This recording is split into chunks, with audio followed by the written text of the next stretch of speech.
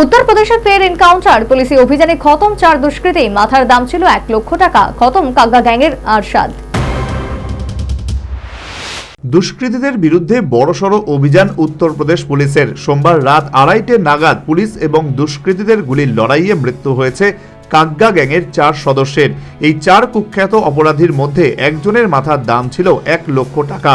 পাশাপাশি দুষ্কৃতীদের গুলিতে আহত হয়েছে এক পুলিশ আধিকারিকও। অপরাধীদের কাছ থেকে বিপুল পরিমাণ অস্ত্রশস্ত্র উদ্ধার করা হয়েছে। উল্লেখ্য, উত্তরপ্রদেশ থেকে অপরাধ নির্মূল করতে লাগাতার এনকাউন্টার অভিযান চালাচ্ছে যোগী সরকার, যার জেরে ব্যাপক বিতর্ক হলেও পিছু হটেননি তিনি। রিপোর্ট বলছে 2017 সাল থেকে 2024 এই 7 বছরে উত্তরপ্রদেশে এনকাউন্টারে নিকেশ হয়েছে 217 জন অপরাধী। মাফিয়াদের বিপুল সম্পত্তি বাজেয়াপ্ত করার পাশাপাশি 7546 জন দুষ্কৃতীকে জেলে পাঠানো হয়েছে। প্রায় 40 মিনিট ধরে এই দুই পক্ষের গুলির লড়াই চলার পর আরশাদ সহ 4 জনের মৃত্যু হয়। পাশাপাশি গুলি লাগে এসটিএফ এর ইন্সপেক্টর সুনীল কুমারের। গুরুতর আহত অবস্থায় তাকে প্রথমে কর্নালের অমৃতধারা হাসপাতালে ভর্তি করা হয়, তবে তার শারীরিক অবস্থার অবনতি হওয়ায় গুরুগ্রামের বেদান্ত হাসপাতালে রেফার করা হয়েছে।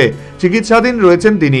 অন্যদিকে মৃত দুষ্কৃতীদের কাছ থেকে দেশি কার্বাইন বন্দুক সহ বহু অস্ত্রশস্ত্র উদ্ধার করা হয়েছে।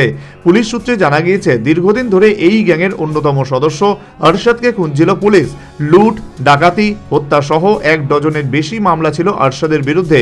তার খোঁজ পেতে 1 লক্ষ টাকা পুরস্কার ঘোষণা করেছিল পুলিশ। সোমবার শ্যামলী জেলায় ঝিনঝানা এলাকায় তাদের উপস্থিতির খবর পেয়ে অভিযানে নামে এসটিএফ এর মিরাট টিম।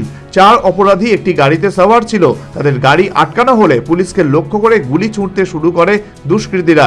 পাল্টা গুলি চালায় পুলিশ, আর তাতেই খতম হয় 4 দুষ্কৃতী। National bureau report, news vanguard.